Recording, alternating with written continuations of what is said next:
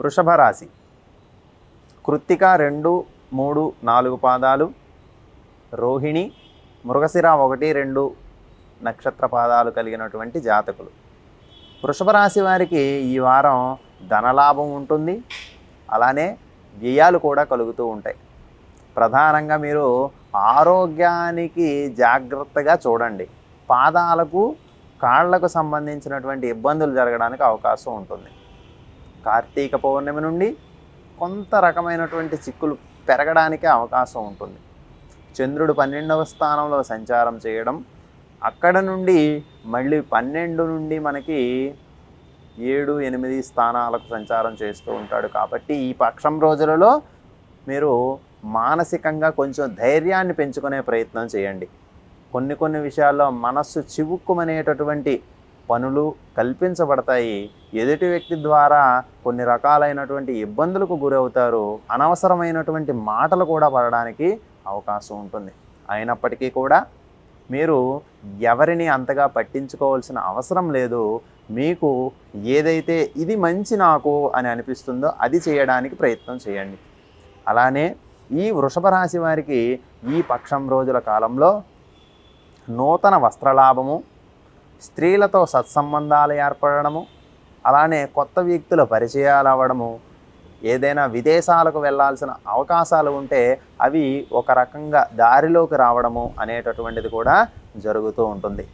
మీరు గతంలో తలపెట్టినటువంటి కార్యక్రమాలు ఏవైతే ఉంటాయో అవన్నీ ఈ మాసంలో మీకు ఈ పక్షం రోజులలో ఒక ఆర్డర్లోకి రావడానికి, అంటే కార్యం ఇంకా మొదలు పెట్టచ్చు అనేటటువంటి ఆర్డర్లోకి రావడం అనేటటువంటిది జరుగుతుంది. ప్రభుత్వం నుంచి కొంత మీకు సలహాలు సహాయాలు కూడా అందుతాయి. అలానే ధనలాభం అని మనం చెప్పాం కదా, మీకు వివిధ మార్గాలలో ఆదాయం రావడానికి కూడా అవకాశం ఉంటుంది. కాబట్టి ఈ వారము మీరు శ్రీ మహాలక్ష్మి నారాయణ సమేతంగా అవిసె పువ్వులతోనూ, మల్లెలతోనూ, తులసీ దళాలతోనూ శ్రీ మహావిష్ణువును అర్చించండి. విష్ణు సహస్రనామ పారాయణాదులు చేయండి. మీకు ఆ లక్ష్మీనారాయణ అనుగ్రహము చేత మధ్యలో వదిలివేయబడినటువంటి కార్యక్రమాలు ఏవైనా ఉంటే అవి తీరడానికి అవకాశం ఉంటుంది. అలానే ఎదుటి వ్యక్తులతో కొంచెం జాగ్రత్తగా ఉండండి. మాట పట్టింపులకు అసలు వెళ్ళవద్దు. మాట పట్టింపులకు వెళ్తే అది గొడవలకు దారితీసే అవకాశం ఉంటుంది. ప్రధానంగా స్త్రీలతో సత్సంబంధాలు పెంచుకోండి. ఎప్పుడూ కూడా స్త్రీలను కించపరిచే ఆలోచన చేయొద్దు.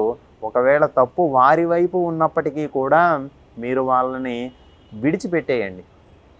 ఎందుకు అంటే స్త్రీల ద్వారా ఎంత మీకు ఉపయోగం జరుగుతుందో అలానే కష్టాలు కూడా ఏర్పడతాయి వృషభ రాశి వారికి. మరి స్త్రీ జాతకులం మేము అంటే పురుషులతో కూడా మీరు అట్లానే గౌరవప్రదంగా ప్రవర్తించాల్సిన అవసరం ఉంటుంది.